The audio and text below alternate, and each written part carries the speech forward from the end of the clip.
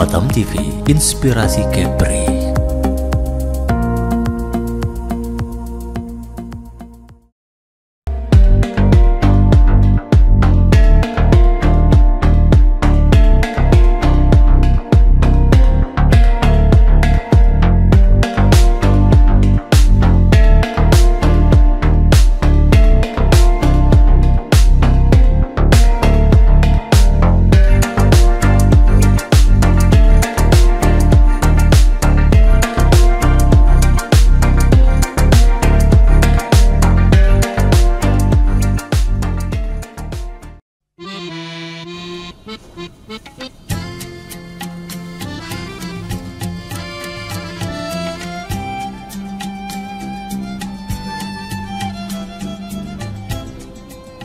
Selamat siang pemirsa Batam TV, saat ini kami sudah berada di Hotel Aston, Kota Tanjung Pinang untuk mengikuti kegiatan Dinas Kesehatan terkait orientasi pengelolaan posyandu dan kunjungan rumah bagi petugas dan juga terkait pertemuan penyajian informasi SDM Kesehatan dan rencana kebutuhan tenaga kesehatan tingkat Provinsi Kepulauan Riau tahun 2023. Yang mana nantinya kegiatan ini akan digelar selama 5 hari dari tanggal 21 Agustus hingga 25 Agustus mendatang.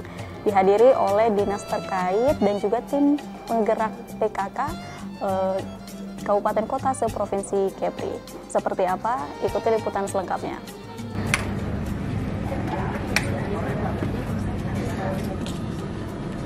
Bisa dibuka sebagian kayak misalnya udah ada nomor SP dan ini belum ya. Terus kontraknya gimana kalau mau penihilan kan kak? Boleh nggak maksudnya tanpa harga dulu atau gimana? Tadi setahu kakak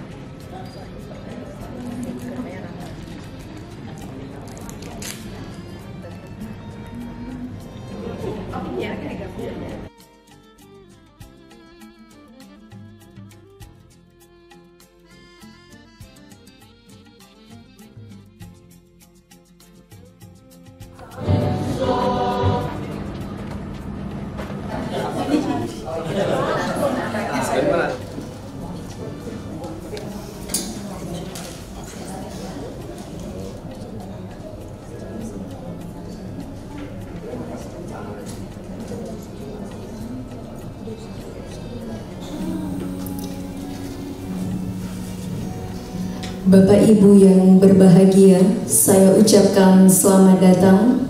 Izinkan saya untuk membantu pembukaan hari ini. Sebelum kita memulai pembukaan, izinkan saya untuk membacakan sebait pantun. Pergi ke pasar membeli kelapa, belinya bersama Ibu Nara. Senang sekali bisa berjumpa, salam hangat dari saya pembawa acara. Assalamualaikum warahmatullahi wabarakatuh. Salam sejahtera dan salam sehat bagi kita semua. Yang terhormat Kepala Dinas Kesehatan Provinsi Kepulauan Riau, yang kami hormati Kepala Bidang SDK Dinas Kesehatan Provinsi Kepulauan Riau, yang kami hormati Kepala Seksi SDMK Dinas Kesehatan Provinsi Kepulauan Riau, yang kami hormati Kepala Seksi Promkes dan Pemberdayaan Masyarakat Dinas Kesehatan Provinsi Kepulauan Riau, yang kami hormati Kabid Kesmas Kabupaten Kota, yang kami hormati Kasih Promkes dan Pemberdayaan Masyarakat se-Kabupaten Kota, dan yang teristimewa para peserta pertemuan yang berbahagia.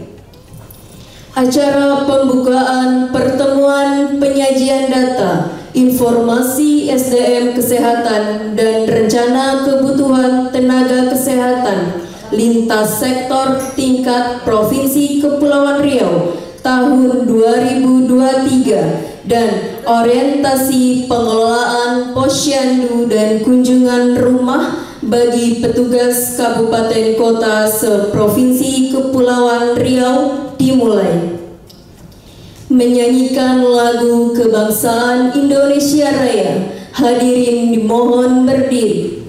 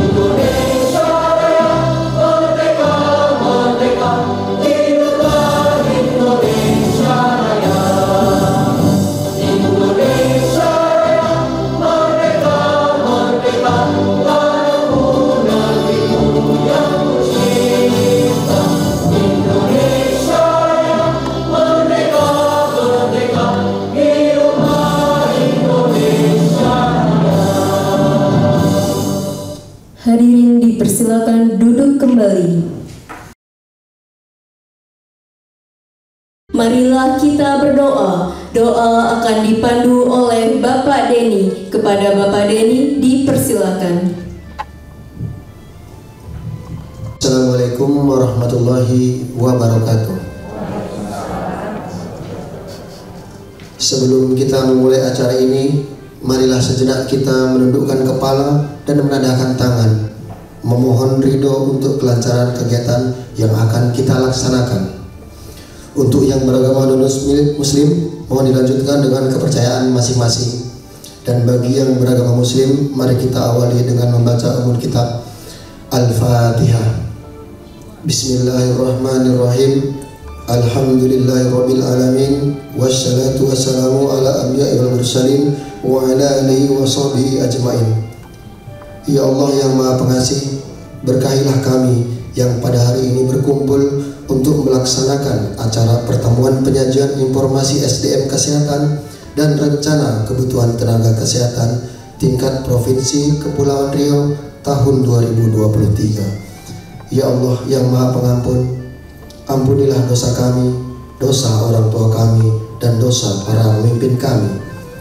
Ya Allah yang Maha Pengasih, berikanlah kami kekuatan dalam menjalankan semua perintah yang telah Engkau amanahkan. Ya Allah yang Maha Penyayang, bimbinglah kami untuk mendapatkan berkah dalam setiap langkah menuju ke jalan yang Engkau ridhoi, serta jauhkanlah kami dari sifat-sifat yang tidak Engkau rahmati. Rabbana dzalamna anfusana wa illam taghfir lana wa tarhamna lanakunanna minal khasirin.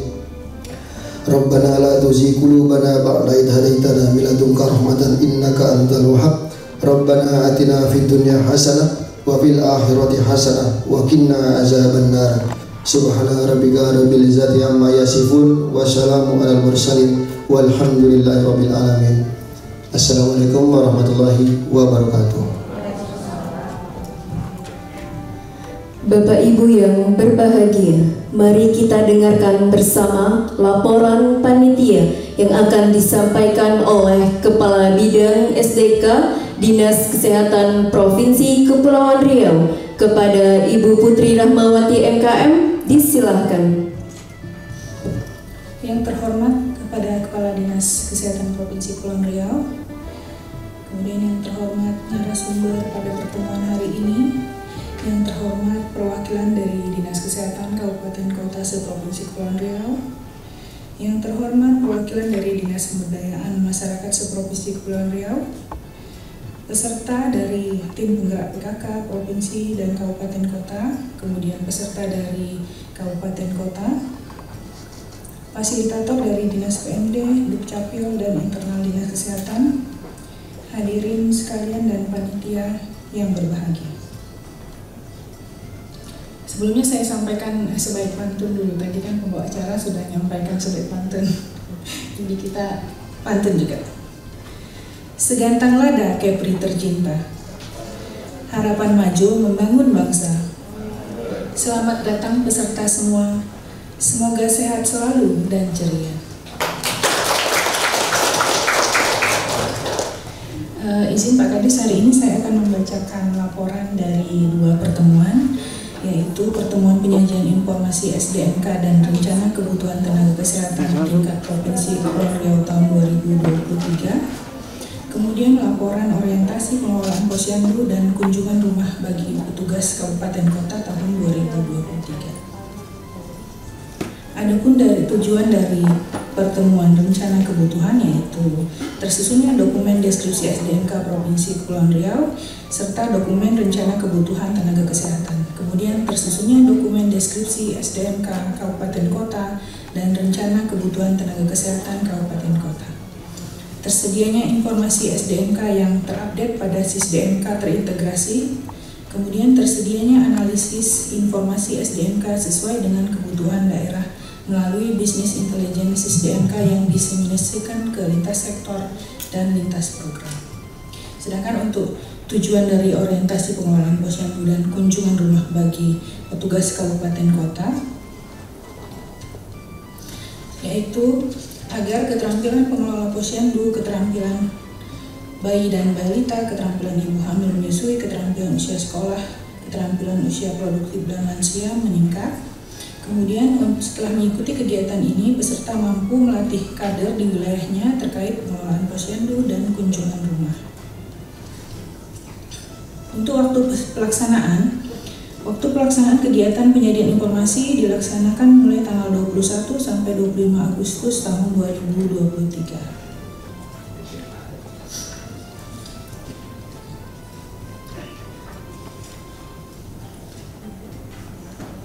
Adapun narasumber dari kegiatan ini, untuk narasumber dari SISDMK yaitu dari tim sekretariat Dirjen Kesehatan dan tim kerja Infohum Ditjen Nakes Kementerian Kesehatan RI, kemudian tim kerja perencanaan tenaga kesehatan Kementerian Kesehatan, BKD dan Korpri Provinsi Kepulauan Riau, Biro Organisasi pada Sekretariat Daerah Provinsi Kepulauan Riau, dan Dinas Penanaman Modal PTSP Kota Batam.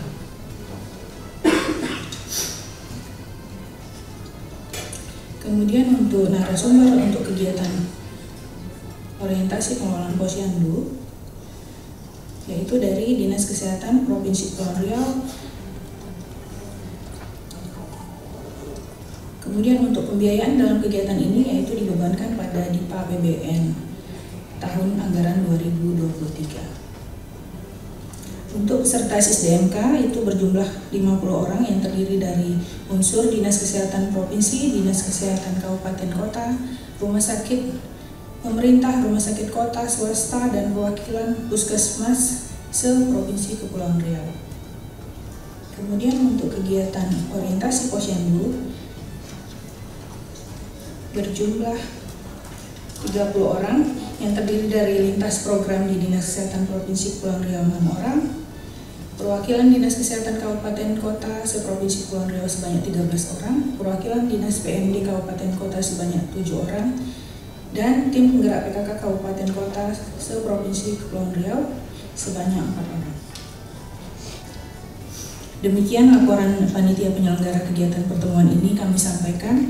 Saya mengucapkan terima kasih banyak kepada seluruh rekan-rekan panitia yang telah membantu persiapan penyelenggaraan kegiatan ini, dan kami juga mohon maaf jika nanti dalam pelaksanaan kegiatan ini nantinya ada yang kurang dan tidak berkenan di hati Bapak Ibu. Kami mohon maaf sebesar-besarnya. Selanjutnya kami mohon perkenan Bapak Kepala Dinas Kesehatan untuk memberikan arahan dan membuka acara pertemuan ini secara resmi.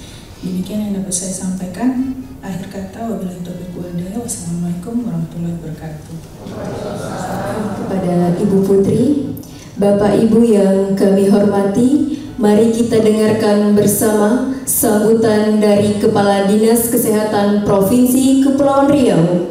Kepada Bapak Muhammad Bisri SKM MKes, disilahkan.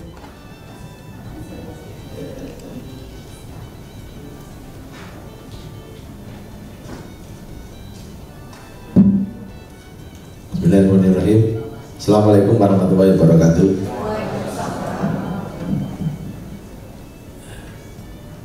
Ini acaranya pembukaan dua acara ya. Minum secawan madu dengan pasangan. Jangan mau minum secawan madu pula. Banyak tuh. Madu hutan dari Tanjung Pandan. Nah, ini karena sendiri. Nanti namanya ya. Ini memang pembukaan pelatihan gabungan, tapi bukan latihan perang gabungan.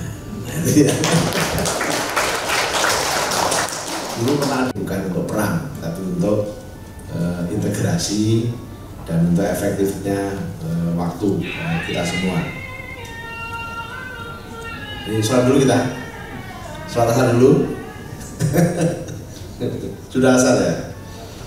Bapak Ibu yang saya hormati, ini hadir Ibu Putri, Kepala Bidang SDK, kemudian yang saya hormati Kepala Seksi Ibu Frida dan Ibu Indrike, Kepala Seksi Promkes. Ada juga ini Bapak Ibu semua dari Dinas Kabupaten Kota, Kepala Seksi SDMK, kemudian mungkin Kepala Seksi Promosi Kesehatan, juga mungkin dari bagian perencanaan atau bagian kepegawaiannya rumah sakit ya. Kemudian juga dari dari yang mewakili PKK, tim penggerak PKK Provinsi Kepulauan Riau yang hadir. Juga ada fasilitator dari Dinas PMD, Dukcapil. Narasumber kita masih di jalan ya, dari pusat ya. Kalau pertemuan yang Posyandu nggak ada narasumber pusat ya, nggak ada. Fasilitator aja ya. Baik Bapak Ibu, ini mungkin saya akan membahas sedikit pertama mengenai Posyandu dulu. Tadi pagi kami ada pertemuan ya. Ibu-ibu dari PKK, dari Posyandu, dari kawan-kawan dinas kabupaten kota, bahwa Posyandu ini menjadi bagian pilar penting dalam transformasi pelayanan kesehatan primer. Pelayanan kesehatan primer itu apa? Pelayanan kesehatan yang paling terdepan, yaitu puskesmas. Puskesmas dan jajarannya. Jajaran puskesmas itu ada puskesmas pembantu, ada Posyandu. Siapa yang terlibat di wilayah itu? Ada camat, ada kepala desa, ada penggerak PKK dan wanita, tokoh masyarakat, kader kesehatan. Nah itu mereka adalah orang-orang yang ada di pelayanan primer, yang ada di garis terdepan ya, desa, kelurahan. Nah ini punya posisi yang sangat penting. Makanya kenapa dalam transformasi kesehatan yang 6 itu, 6 pilar itu layanan primer ini, transformasi pelayanan primer ada di nomor 1 karena kedudukannya, fungsinya, perannya sangat strategis. Kenapa strategis?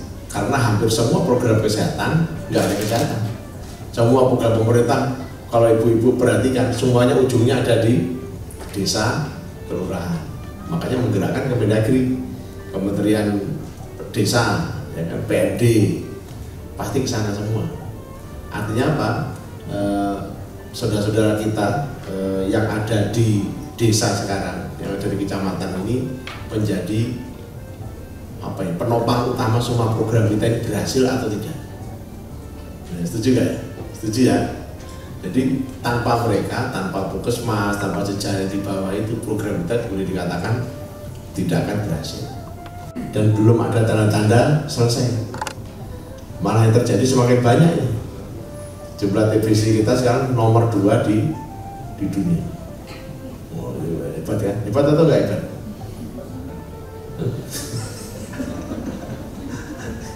Saya tengok ada yang senang gitu, hebat. Jadi nomor 2 setelah India, Indonesia, Cina. Jadi India itu penduduknya 1,5 miliar. Jadi kalau jumlahnya itu lebih banyak wajar. Cina berapa jumlahnya? 1,4, hampir sama dengan India sekarang jumlahnya. 1,4 sekian miliar. Ya. Tapi kok bisa jumlah penduduknya yang kena TBC lebih rendah dibanding Indonesia? Berarti kita kesalip. Dulu kita nomor 3. Tahun 2020 nomor 3, sekarang menjadi nomor 2. Nah ini kita menganggapnya sebagai penyakit biasa oleh penyakit orang tua, Pak. Ya kan? Nah kemudian ini yang akan kemudian menular ke sekitarnya. Kemarin saya dikirim foto itu kan, kakek yang kena TBC, dia pasti sehari-hari dikelilingi oleh cucunya, ya, yang mijitin, ya, megah-megah. Nah itu terjadi bertahun-tahun begitu apa itu ya, turun temurun. Padahal ini bukan penyakit turunan, tapi orang bisa kena TBC turunan. Oh dulu mbaknya dulu ya penyakitnya itu batuk-batuk kurus, kemudian anaknya setelah tua sama batuk-batuk kurus, ya kan? Tapi karena lingkungannya kita biarkan itu terjadi, akhirnya menjadi menetap. Sehingga pengaruhnya di mana? Pengaruhnya di status kesehatan masyarakat Indonesia itu menjadi rendah karena banyak kematian di sana. Jadi setiap 30 menit ada orang meninggal karena TBC. Setiap 3 menit, 30 detik atau 3 menit terjadi penularan TBC. Setiap 30 detik ada orang tertular TBC. Nah ini kan harus di stop. Jadi Bapak Ibu PKK kader harus paham. Ketika ada orang batuk-batuk, ketika ada orang 3 hari aja batuknya berdah warna hijau, warna kuning, apakah itu pasti TBC? Belum tentu.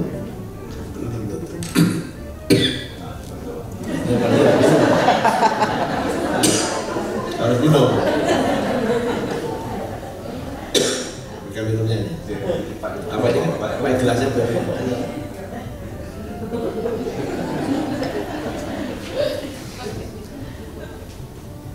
Karena saya rasa marah ya.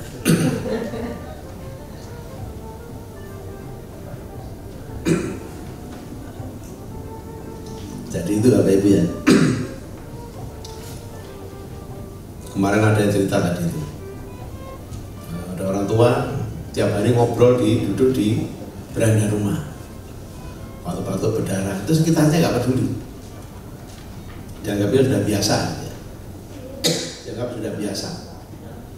Akhirnya oleh tenaga kita disuruh ke puskesmas, ya memang betul positif TBC diobatin. Artinya apa? Tidak semua masyarakat kita ini paham, peduli, keluarganya mungkin juga menganggapnya itu biasa. Nah, artinya setiap yang batuk belum tentu TBC. Nah untuk bisa memastikannya harus diperiksa, diambil dahanya waktu pagi, ya. Waktu pagi periksa, nanti yang positif diobati, segera diobati supaya tidak menularkan. Kalau sudah diobatin 2 minggu dia nggak akan menularkan. Nah itu yang kita harapkan. Jadi kabupaten yang sudah bagus menemukan kasus ini Tanjung Pinang, Anambas. Kabupaten lainnya harus dipacu. Ya. Kemarin saya udah lalu Pak Gubernur, dari Kepri ini yang lain bagus, TBC-nya kurang bagus. Gitu ya, TBC-nya kurang bagus. Nah ini karena kita maklum karena selama COVID kemarin kita tidak fokus menangani TBC. Oh, jangankan buka-buka mulut orang ya, kita kemana-mana aja harus pakai masker. Sehingga selama 2 tahun kita tidak menangani program TBC. Apa TBC-nya istirahat? Selama 2 tahun.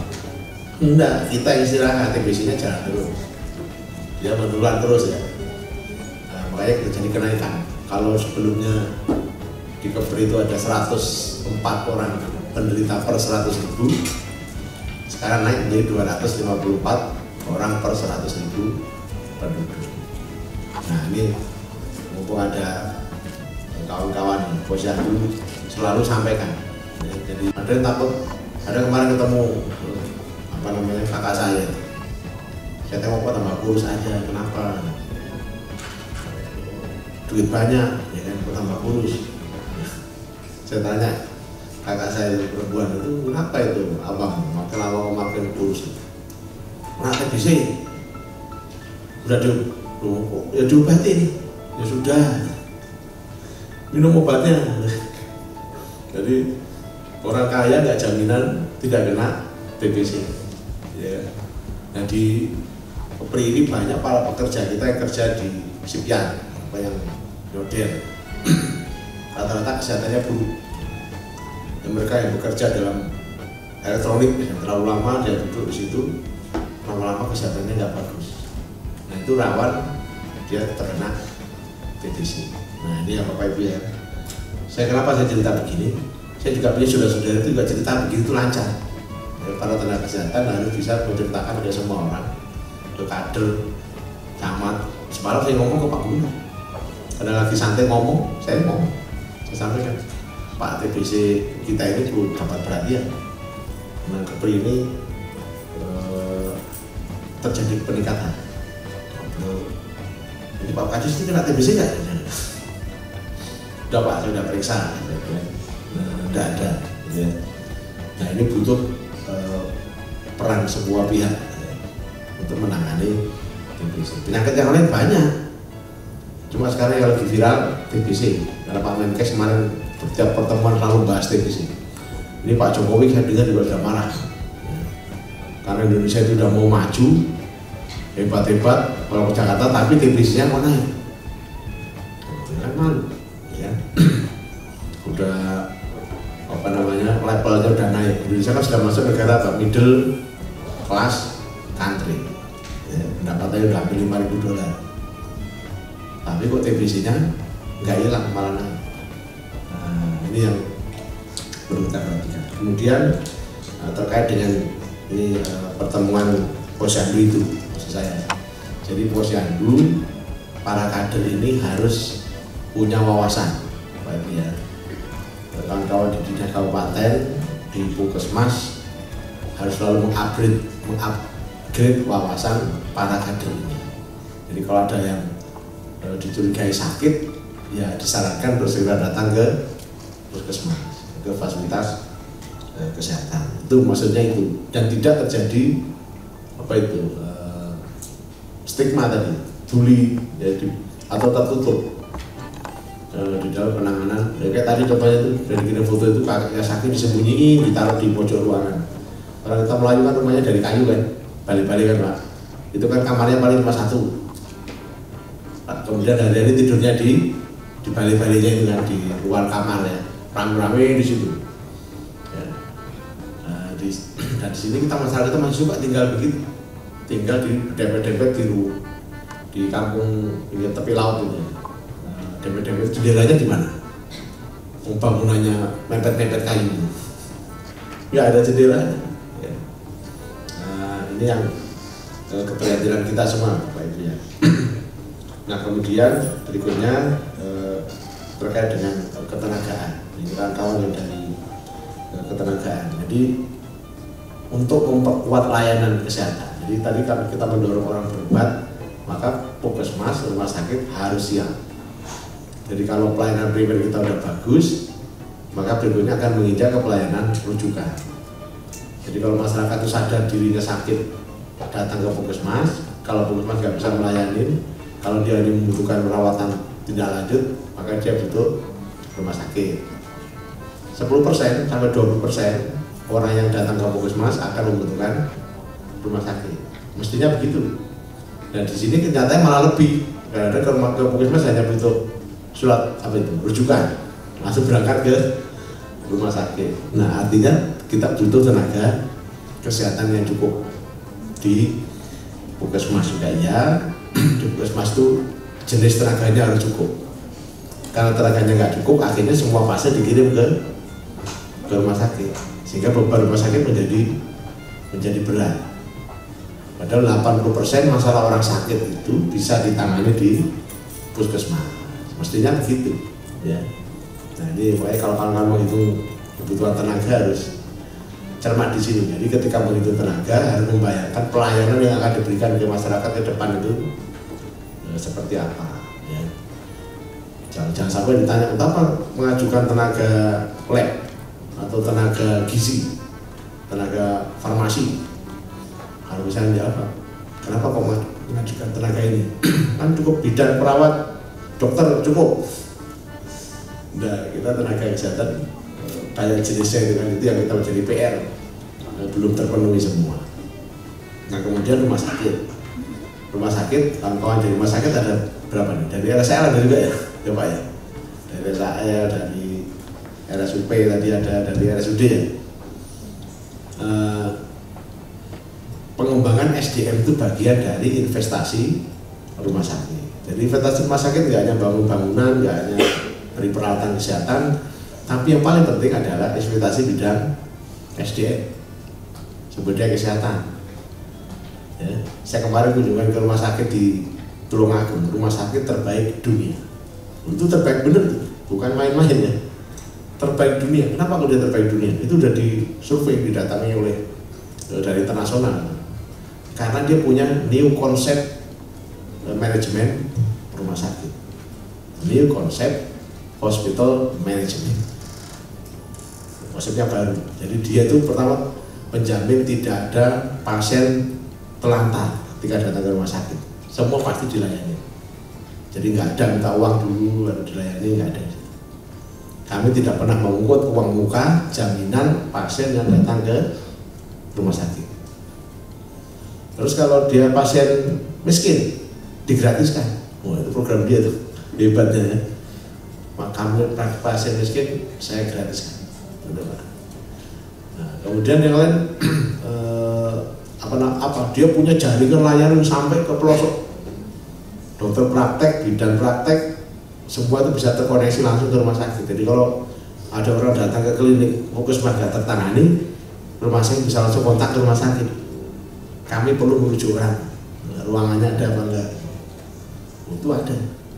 Sistem informasinya sudah sampai ke sana. Nah, jadi misalnya dia bisa menjamin pelayanan orang dengan ada orang kecelakaan. Jadi dia ada PSC, pusat apa PSC itu singkatannya? Yang pun 119. Mereka nggak ngasih, nggak ada. Hanya ngasih full jasa medis saja. Tapi fair dihitung. Nah, itu ya. Nah, mereka bisa melakukan dan sekarang mereka masih menyekolahkan dokter. Jadi kami masih ngasih beasiswa dokter untuk sekolah spesialis. Kenapa? Karena rumah sakit kalau nggak ada spesialis, dia kan bisa ngasih pelayanan apa? Nggak bisa. Nah itu ya Pak Gubernur selalu ngomong ke kita dulu, kenapa tidak menyekolahkan ngasih beasiswa dokter spesialis ya dulu. Sekarang sibuk kita nyari, baru nyekolahkan sekarang kan. Nah itu kelebihan Karimun, dari Karimun ada ya. Nah Karimun kelebihannya ngacung, mana Karimun? Nggak ada ya?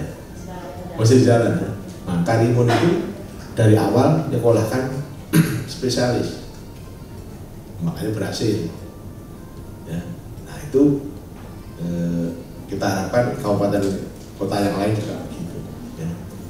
Kota kita di rumah sakit terbaik dunia saja masih investasi menyekolahkan. Nah makanya rumah sakit kayak Ahmad Habib, rumah sakit yang lain ini segera membuat plan ke depan rumah sakit ini mau punya kemampuan apa, ingin punya kemampuan apa rumah sakit. Jadi tenaga yang dibutuhkan aja diusulkan. Ya, kalau ingin melayani masyarakat dengan baik kan. Ahmad Habib, terutama Ahmad Habib nih ya, harus Anda ini andalannya rumah sakit di provinsi, rujukan provinsi. Jadi harus berpikir bisa melayani rumah sakit ini masyarakat dengan baik dan kita semua itu ya. Nah itu gunanya kita merencanakan tenaga kesehatan, itu intinya itu.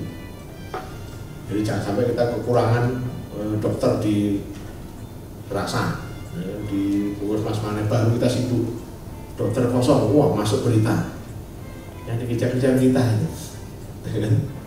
Nah artinya apa? Kalau memang kita butuh tenaga dan direncanakan ini tahun depan ini habis masa tugasnya, berarti kan kosong.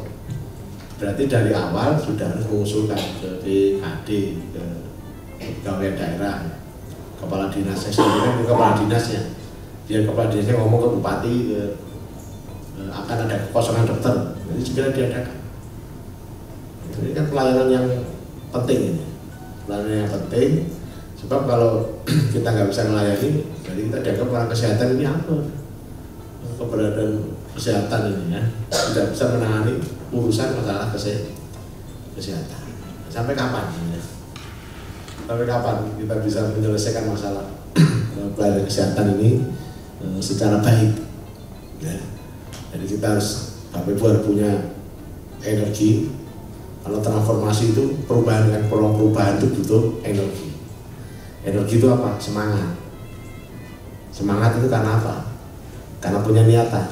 Bapak Ibu harus punya niat ini, memperbaiki menjadi lebih baik. Entah apa kalau harus punya niat baik. Kenapa kita harus punya niat baik? Ya karena orang itu dihitung amal ibadahnya dari niat baik atau niat jelek. Ngerti ya? Ngerti ya Bapak Ibu ya? Jadi niatnya boleh, niatnya penting gajian tiap bulan bukan itu nggak usah niat juga sudah dapat. Ya. Kalau kerja tiap bulan dapat gaji kan, tapi supaya dapat nilai yang bagus niatnya harus ingin membantu masyarakat, ingin memperbaiki tata kelola, ingin memperbaiki apa SOP, ya kan, supaya kerjaan kita ini bagus, ada hasilnya. Itu apa itu ya. Jadi kenapa sekarang saya sempatkan tiap pertemuan saya, karena saya ingin mengajak semuanya, aparat kesehatan, kawan-kawan semuanya merubah cara berpikir. Ya, kita ini dulu direkrut menjadi pegawai karena diharapkan kita menjadi agen perubahan, bukan beban. Jangan kan malu kalau dibilang ini pegawai jadi beban keuangan daerah aja, malu kan itu ya, habisin duit rakyat aja. Loh, yang kita berikan apa? Ngerti ya Bapak Ibu ya? Nah, kita harus memberikan sesuatu. Misalnya sekolah kesehatan itu tidak gampang, sulit. Jadi saya harus berbuat sesuatu, memberikan sesuatu kepada siapa? Kepada masyarakat. Itu ya Bapak Ibu ya. Membantu siapa ya? Pimpinan kita, bupati, gubernur, itu kan dia bertanggung jawab pada pelayanan masyarakat. Nah kita ini kan anak buah. Nah mungkin itu Bapak Ibu yang bisa kami sampaikan. Sekali lagi saya ucapkan terima kasih. Ayo kita mulai kerja itu yang enak, kerja yang enak atau kerja yang menimbulkan nikmat di dalam hati dan pikiran kita. Caranya apa ya tadi? Kalau kita bisa memberikan sesuatu, itu kepuasannya nggak akan ada habisnya. Dan itu kenapa kalau lewat Batu Lapan, lewat Uban itu perasaan saya senang. Karena gara-gara ngerjakan rumah sakit itu saya diperiksa jaksa, wah capek, jaksa polisi, tapi saya puas. Kenapa? Saya diperiksa karena saya bekerja di situ untuk mewujudkan rumah sakit supaya bagus. Nah, orang berpikir terserah, ya kan? Pikiran orang terserah, tapi itu adalah sumbangsi saya untuk mewujudkan rumah sakit hutan dulu di Tanjung Uban. Saya ngukur ya, hutannya itu. Saya juga pernah pembangunan di Anambas, di Lingga, wah hampir semua Kepri ini saya ikut terlibat lah. Pembangunannya mau peralatan mau apa ya. Nah, konsekuensi dari kita bekerja diperiksa nggak apa-apa. Ya ngapain? Diperiksa itu kan tadi itu kembali ke niatannya tadi. Ya. Walaupun ada juga kadang-kadang kita ini dalam bekerja itu ada risiko. Nah, itu bagian dari yang harus kita jalani. Ada orang kerjanya nyari ini sarang burung walet, tahu ya, di tepi laut, di tebing tepi laut. Itu mempertaruhkan nyawa itu Pak. Kan dia jatuh ke laut atau dia meninggal, ya kan? Apa namanya itu?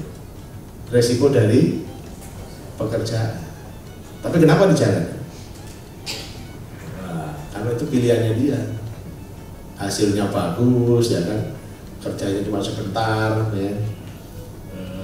Secara ekonomi bisa menutupi kebutuhan keluarga dia, dan pilihannya nggak ada lain. Cuma itu yang dia bisa. Nah, kita di pemerintah juga sama ini, ya kan? Kita di pemerintah ini memilih jadi pelayan publik. Udah tahu kalau kerja di pemerintah pasti diawasi ya, inspektorat, kejaksaan, polisi, dia harus siap terima konsekuensinya. Ya, apalagi kalau jadi pejabat kayak saya ini, wah saya mau jadi kepala dinas, saya nggak mau diperiksa ya, ya. Kita harus siap dengan hidup ini adalah konsekuensi. Tentunya Pak Bupati, Pak Wali Kota udah kerja setengah mati misalnya, tetap aja dijelek-jelekin orang. Pak Jokowi Presiden masih juga dijelek-jelekin orang. Itu namanya konsekuensi.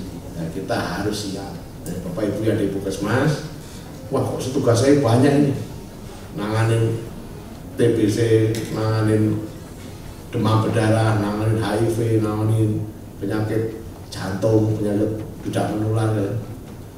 Wah nggak sanggup saya. Ya kalau nggak sanggup saya harus bikin surat pernyataan mengundurkan diri. Ya, kalau nggak mau itu jalani aja sebisanya, Bapak Ibu ya. Jalan diatur, dimanage waktunya, tata kelolanya. Nah kalau kita manusia berarti ketemu jalan.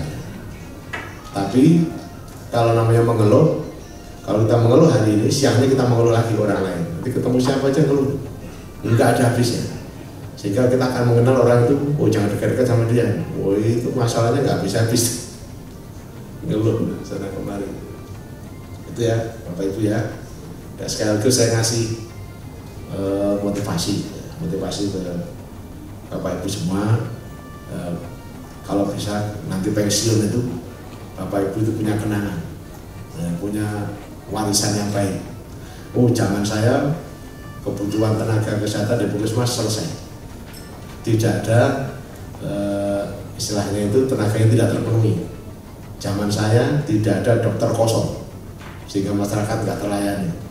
Wah seperti itu ya. Ya di rumah saya juga sama. Zaman saya jumlah spesialisnya asalnya cuma 4, sekarang sudah 10 orang. Kan senang. Berarti pelayanannya pasti nambah. Ngapain kita lumpur spesialis kalau nggak ada pelayanan? Pasti banyak pelayanan. Kalau nggak ada spesialis, mau melayani apa rumah sakit? Nah, berarti harus dibuat plan perencanaan tadi. Itu ya. Ini ada pantun, saya baca yang mana? Duduk bersama di kafetaria sambil mendengar musik klasik. Tahu nggak musik klasik?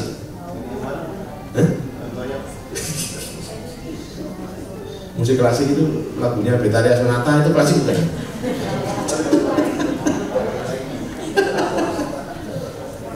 Kemarin saya nyanyi lagu Utari Kemampuan, waduh, ini Pak Bisi suaranya klasik. Wah ini klasik. Ya orangnya sudah meninggal. Ya kan? Dengan pertemuan data Renbud SDM Kesehatan, pengelolaan SDM Kesehatan tertata dengan baik. Ini masih ada lagi nih. Yang kuning. Oh ini dua. Raja megah bertahta, berpayung emas indah bermega. Posyandu bukan hanya milik balita, kini posyandu milik seluruh keluarga. Itu juga kalau balita udah mengklaim punya posyandu ya. Ini posyandu saya. Burung merpati tinggal di dahan, hinggap di atas sebatang pena. Pena siapa tak di dahan?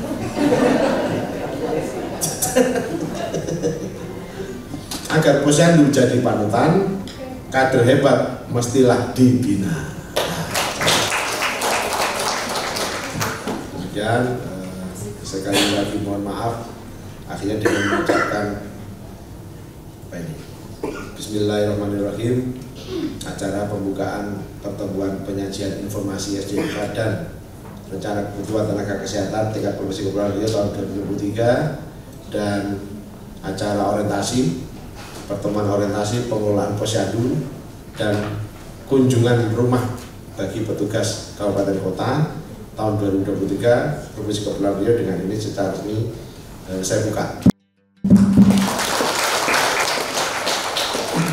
Ya, terima kasih.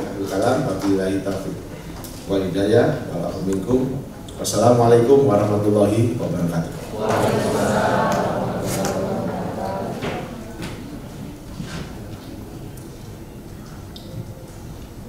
Terima kasih kepada Bapak Dr. Muhammad Bisri SKMMKes yang telah membuka acara pada hari ini. Sebelum kita menutup acara pembukaan, mari kita foto bersama dulu. Silakan Bapak Ibu untuk berdiri di tempat masing-masing. Dimohon untuk Bapak Kepala Dinas, Ibu Kepala Bidang SDK, Ibu Seksi SDMK, Ibu Sesi Promkes untuk 3. Sekali lagi, 1, 2, 3. Gaya semangat Bapak Ibu, 2, 3. Sekali lagi, 1, 2, 3. Terakhir, 3. Sekali lagi, 1. Acara kan ada dua acara kan ini pada pertemuan untuk posyandu. Yang kedua terkait dengan kembali ke ruangan pukul 4:15 SDMK, rencana kebutuhan tenaga kesehatan.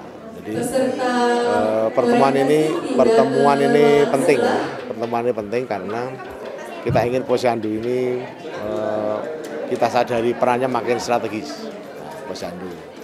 Nah, makanya kita perlu meningkatkan kapasitas, kapabilitas, kompetensi petugas kita di dalam mendorong posyandu untuk semakin berperan.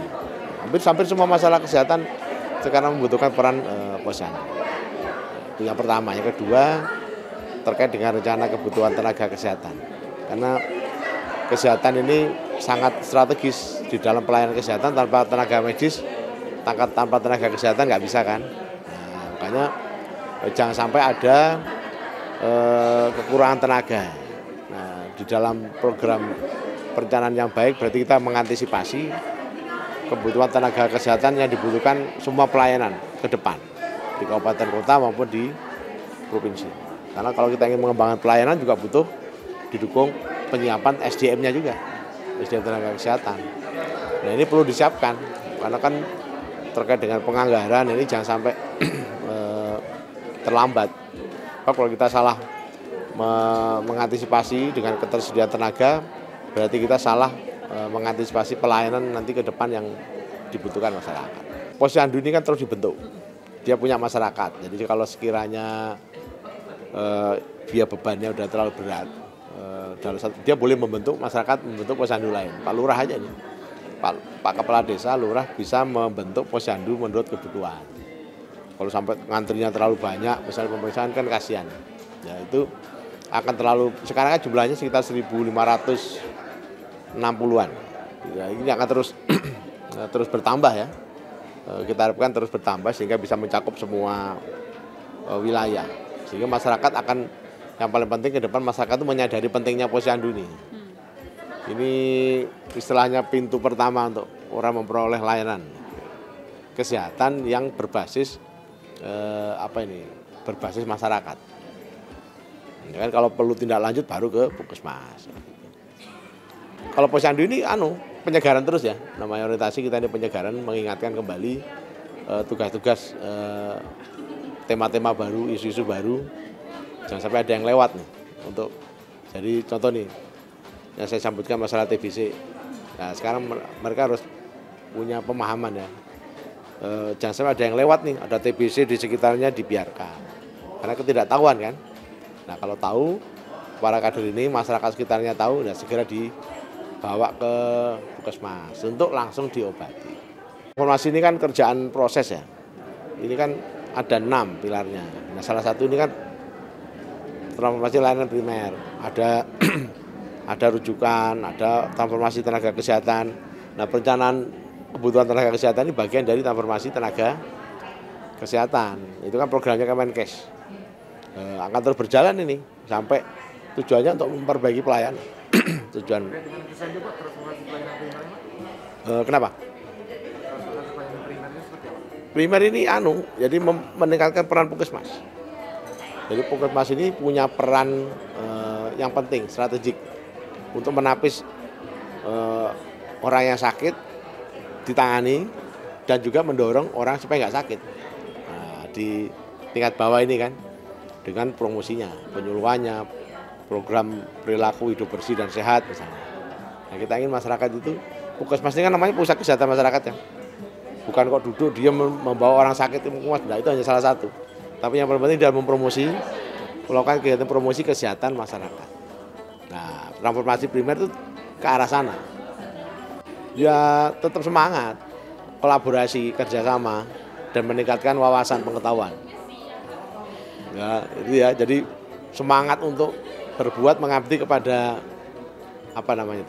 kawan-kawannya, tetangga-tetangganya ya. Itu terus dijaga kekompakannya untuk supaya lingkungannya itu sehat. Jadi posyandunya bagus, otomatis lingkungannya sehat. Nah, kalau isinya banyak orang penyakitan kan repot. Itu TBC sana TBC misalnya, dan demam berdarah kan repot. Nggak enak tinggal pasti pengen pindah lama-lama. Nah, posyandu itu untuk menciptakan masyarakat yang sehat, lingkungan yang bersih dan sehat. Nah, ini kan penyakit. Semua penyakit yang terkait dengan saluran napas itu namanya ISPA, mau flu, mau batuk, ya. Dan itu selalu nomor 1 tertinggi dan penanganannya ya macam-macam. Kalau flu ya ditangani flunya. Ya, kalau yang khusus tadi perlu tes seperti TBC, itu berarti penanganannya lebih lanjut lagi. Tapi prinsipnya kan semua orang yang ada gangguan saluran pernapasan harus diobatin. Tidak boleh dianggap remeh. Di Kepri sendiri gimana Pak untuk kasus ISPA? Ya kan banyak tadi, nomor 1. Nomor 1. Ya itu kan, tapi kan itu kan tersebar. Itu kalau tenaga kesehatan kita kan sudah paham nih mengenai orang, masalahnya kesadaran masyarakat untuk memeriksakan ini. Jangan dianggap remeh. Undang-undang nggak ada hubungan, itu Indonesia itu. Di seluruh dunia ini rata-rata penyakit masyarakat itu kan. ISPA ini penyakit masyarakat, kita kena AC aja udah gangguan nafas ya. AC kemudian debu misalnya, main bola berdebu, kita udah tersedak-sedak itu. Ada orang bakar sampah udah sesak. Kita nyapu, orang nyapu lantai kita langsung sesak, debunya masuk ke hidung. Nah, ISPA lagi. Nah, semudah itu dia. Oh ya minimal sekitar rumah itu loh, jangan sampai ada genangan air. Karena genangan air itu ada berapa hari aja pasti udah muncul jentik nyamuk. Nah, nyamuk demam berdarah itu dia suka pada lapisan yang bawahnya itu bukan tanah, yang kering, plastik misalnya, atau betonan, misalnya ada pot, nah, itu dia suka di situ. Nah, makanya pastikan sekitarnya itu bersih. Ya, kemudian kalau masih ada nyamuk semprot, atau minimal rumahnya kita kasih kasa supaya nyamuk nggak masuk. Ya, isinya adalah itu tadi, menjaga kebersihan. Jangan sampai ada sarang nyamuk di rumah atau sekitar rumah. Ya, dan kemudian kalau di luar pakai apalah, repelen kayak apa. Karena banyak demam berdarah kan anak-anak sekolah. Kenanya di mana biasa sering pas sekolah. Coba di lingkungan sekolahnya itu kan udah lama di situ kan, berjam-jam di situ kan. Artinya kepada ya berarti kebersihannya nggak hanya di rumah tapi lingkungan sekolah harus bersih. lingkungan sekolah berarti Wah, lingkungan sekolah kadang-kadang kan sampahnya itu buang plastiknya lama nggak diambil, ngantong di situ. Saya pernah lihat ada botol aqua itu kan, ada di belakang tumpukan samping-samping taman. Ada orang buang kaleng gelas aqua itu. Coba perhatiin ambil. Pasti ada jentik nyamuk. Apalagi udah lama-lama itu. Saya penting banget sih. Kenapa? Karena kan kita ini dalam rangka penurunan stunting tuh. Di tahun 2024 kan diharapkan 14%. Jadi diharapkan dengan kegiatan ini, Kabupaten Kota bisa melaksanakan pengelolaan posyandu integrasi siklus kehidupan dari bayi, balita, remaja, ibu hamil, dan lansia serta usia produktif. Jadi diharapkan juga dengan pertemuan ini nanti kader-kader Posyandu akan melakukan kunjungan rumah kepada yang misalnya contoh kepada stunting, itu kunjungan rumah follow up terkait pertumbuhannya gimananya dengan menggunakan buku KIA. Dan kita sebagai kesehatan akan melatih kader-kader yang ada di wilayah kerja Posyandu masing-masing kabupaten kota. Tapi untuk pengelolaan Posyandu di Kabupaten Bintan sendiri seperti apa, Bu? Pengelolaan Posyandu Kabupaten Bintan sudah integrasi sih siklus kehidupan. Cuma ini pemantapan skillnya aja lagi pelaksanaannya. Artinya yang diharapkan mungkin yang ingin ada dari orientasi ini dari segi apa, Bu? Dari segi mungkin terupdate program terbarunya, karena kan dulu kita Posyandu kan terpisah tuh, Posyandu balita sendiri, remaja sendiri. Kalau sekarang kan integrasi, jadi satu Posyandu siklus kehidupannya ada. Oke, terima kasih, Bu. Mungkin nama lengkapnya dan juga sebagai apa? Saya Nelly Rawati, SST MMM dari Dinas Kesehatan Kabupaten Bintan. Jabatan saya Subkoordinator Kesga dan Gizi Masyarakat. Kegiatan ini adalah orientasi untuk pengelolaan Posyandu dan kunjungan rumah yang rencananya mau dilaksanakan selama 5 hari kegiatan dari tanggal 21 ini sampai tanggal 25. Nah, nantinya peserta akan dibekali dengan beberapa kompetensi, misalkan tentang bagaimana pengelolaan Posyandu, karena kedepannya nanti Posyandu itu akan melayani seluruh siklus hidup, jadi pelayanannya mulai dari balita, remaja, usia produktif, usia lansia dan juga ibu hamil. Jadi peserta akan dibekali pelayanan-pelayanan apa yang seharusnya diberikan kepada masing-masing usia siklus hidup itu. Seperti itu. Pesertanya sendiri dari mana saja, Bu? Pesertanya untuk saat ini masih petugas dari kabupaten kota, jadi nanti petugas kabupaten kota yang akan menyampaikan kembali materi kepada kader dan puskesmas di wilayahnya. Hal yang paling ditekankan sendiri dari acara orientasi pengelolaan Posyandu ini apa? Hal yang paling ditekankan itu bagaimana melalui orientasi ini harus langsung dilakukan tindak lanjutnya oleh kabupaten kota, segera melatih puskesmas, segera melatih kader sehingga Posyandu siklus hidup itu bisa langsung kita implementasikan di Provinsi Kepulauan Riau. Oke, untuk pengelolaan Posyandu sendiri secara keseluruhan di Kepri sudah seperti apa? Kalau di Kepri untuk Posyandu, khususnya Posyandu balita ya, karena memang yang berjalan masih seperti itu, sebenarnya kualitasnya sudah bisa dikatakan cukup baik ya. Itu kenapa kita merasa bahwa Kepri siap untuk naik ke jenjang yang selanjutnya. Nah, karena di Kepri sendiri itu persentase Posyandu aktif sendiri itu sudah lebih dari 90%, sekitar 96 atau 97%, sehingga diharapkan kita sudah siap untuk melaksanakan Posyandu siklus hidup ini. Oke, mungkin Bu izin nama lengkap dan juga sebagai apa? Saya Rahima Azmi. Saya di sini sebagai fasilitator untuk orientasi Posyandu ini. Nah, itu tadi pemirsa Batam TV, acara pembukaan orientasi pengelolaan Posyandu dan kunjungan rumah bagi petugas kabupaten kota seprovinsi Kepulauan Riau tahun 2023. Tentunya dengan kegiatan ini diharapkan bisa menambah keilmuan dan juga menambah kompetensi para kader Posyandu untuk nantinya bisa menjadi garda terdepan dalam menyelesaikan permasalahan kesehatan di masyarakat. Saya Putri Wilanti Amini dan tim melaporkan dari Tanjung Pinang.